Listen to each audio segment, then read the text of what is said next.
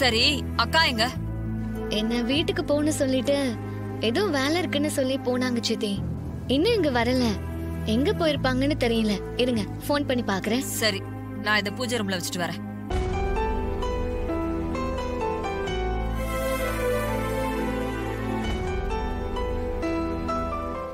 Hello அம்மா.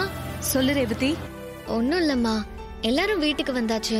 உங்களை காணுமே, அதான் எங்க இருக்கீங்கன்னு கேக்குறதுக்காக போன் பண்ணேன். அப்படியாம்மா, நல்ல வேளை நீயே கால் பண்ணிட்ட. நம்ம புதுசா ஒரு ஃபேக்டரி ஆரம்பிக்கணும்னு சொல்லிட்டு இருந்தோம்ல, செங்கல் சூளையில ஒரு வாட்டி. ஆமா, பேசணும். ஆமா, அதுக்கு லைசென்ஸ் வாங்கணும்னு சொன்னீங்க. கரெக்ட். அது விஷயமா நான் மினிஸ்டர் பார்க்க போயிருந்தேன். அவர் அவசரமா டெல்லிக்கு கிளம்பிட்டு இருந்தாரு. அவர் என்ன சொன்னாருன்னா, நீங்களும் என் கூட டெல்லிக்கு வந்துருங்க, அங்க வச்சே நம்ம லைசென்ஸ்க்கு அப்ளை பண்ணிடலாம், எல்லாத்தோட கிளியரன்ஸையும் முடிச்சிட்டு மொத்தமா எல்லா வேலையும் முடிச்சிட்டு வந்துடலாம்னு சொன்னாரு. அதான் போயிட்டு இருக்கேன். அப்படியாமா? வெரி குட்மா. எனக்கும் அது நல்ல யோசனையா தெரிஞ்சது. அதான் டெல்லிக்கு ஃபிளைட் பிடிக்கிறதுக்காக போயிட்டு இருக்கேன். ரொம்ப நாளா அலைஞ்சுக்கிட்டு இருந்தோம்ல, அவர் முடிச்சு தரேன்னு சொல்லும் போது இந்த ஆப்பர்ச்சுனிட்டியை யூஸ் பண்ணிக்கணும்ல. ஒரு பிரச்சனையும் இல்லம்மா, நீங்க டெல்லியில தங்கி வேலையை முடிச்சிட்டு கிளம்பி வாங்க. சரி ரேவதி, வீட்ல எல்லார்கிட்டயும் சொல்லிடு. சரிம்மா, நான் சொல்லிடுறேன். என்னம்மா, உங்க அம்மா எங்க இருக்காளா? அப்பா, அம்மா புது ஃபேக்டரி லைசென்ஸ்க்கு கிளியரன்ஸ்க்கு சர்டிபிகேட் வாங்குறதுக்கு டெல்லி போயிட்டு இருக்காங்களாம். இன்னும் 2-3 நாள்ல அந்த வேலையெல்லாம் முடிச்சிட்டு தான் வருவாங்களாம். எல்லார்கிட்டயும் சொல்ல சொன்னாங்க. டெல்லிக்கு போறாளா? அப்பாடி, அக்கா 2-3 நாள் இல்லையா? நல்லதா போச்சு. ஏன் சின்னத்தை திடீர்னு அப்படி சொல்றீங்க? அத்தை போனதுல உங்களுக்கு என்ன அப்படி ஒரு சந்தோஷம்? உடம்பு முழுக்க அப்படி ஒரு வலி. 2 நாள் நல்லா படுத்து தூங்கி ரெஸ்ட் எடுக்க போறேன். அக்கா இருந்தா ரெஸ்ட் எடுக்க முடியாதுல்ல, அதனாலதான் சொன்னேன். நான் போய் நல்லா வெந்நீரை வச்சு குளிச்சு தூங்க போறேன்.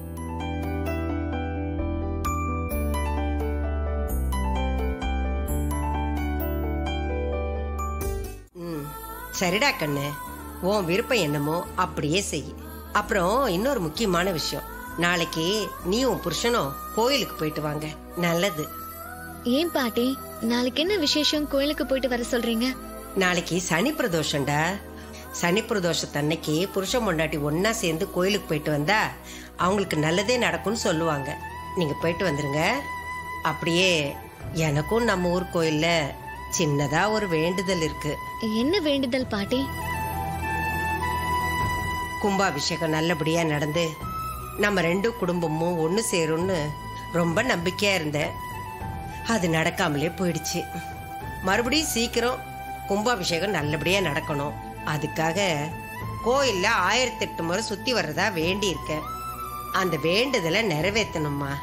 என்ன பாட்டி, கோயில்ல 1008 தடவை சுத்தி வர போறீங்களா? ஆமாண்டா கண்ணு.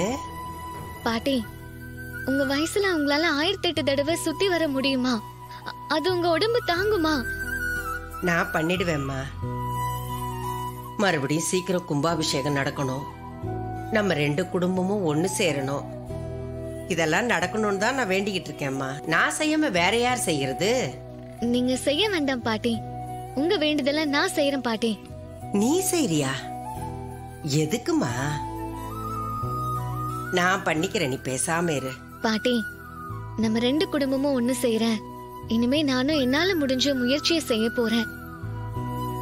கார்த்திக் இந்த விஷயத்துல துணையா இருந்து எல்லா உதவியும் செய்ய போறேன். அதனால இந்த வேண்டுதல நானே செய்யறேன். நீங்க இந்த வயசுல கஷ்டப்பட வேண்டாம். நீங்களும் என் கூட கோயிலுக்கு வாங்க. அப்ப நீங்க சொன்ன வேண்டுதலையும் நானே செஞ்சிடுறேன். சரிடா கண்ணு, கேக்குறதுக்கு ரொம்ப சந்தோஷமா இருக்கு. எனக்கு நம்பிக்கை இருக்குடா. நீயும் என் பேரனும் சேர்ந்து நம்ம 2 குடும்பத்தையும் ஒண்ணு சேர்த்துருவீங்கிற நம்பிக்கை எனக்கு இருக்கு. நீங்க 2 பேரும் நல்ல ஆரோக்கியத்தோட நீண்ட ஆயுளோட சந்தோஷமா இருக்கணும்டா.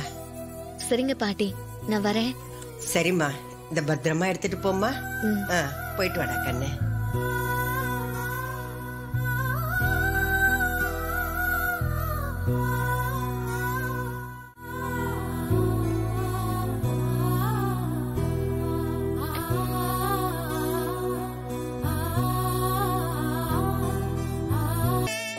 அத்தை நல்ல வாழ்க்கை வாழ்ந்து இந்த உலகத்தை விட்டு போனவங்க. கடவுளா இருந்து மக்களை ஆசிர்வதிப்பாங்கன்னு சொல்லுவாங்க. அத நான் முழுசா நம்புறேன். நீங்க இந்த உலகத்துல இல்லைனாலும் உங்க ஆன்மா எப்பவும் எங்களோட தான் இருக்கும். எங்களோட நன்மைக்காக வேண்டிக்கிட்டே இருக்குன்னு எனக்கு தெரியும். நான் நிறைய கனவு கண்ட அத்தை. நீங்க என்னோட மாமியாரா என் கூட வந்து இருப்பீங்க, பேர குழந்தைங்களை வளர்ப்பீங்க, கொஞ்சுவீங்க. பண்டிகை நாள்ல என்னையும் கார்த்திகையும் வாழ்த்துவீங்க. இப்படியெல்லாம் ஆசைப்பட்டேன். ஆனா விதி உங்களை என்கிட்ட இருந்து பிரிச்சிருச்சு. நீங்க என் நினைப்பிலேயே இருக்கீங்க. இந்த தாலி மூலமா எப்பவும் என் மனசுலயே இருப்பீங்க.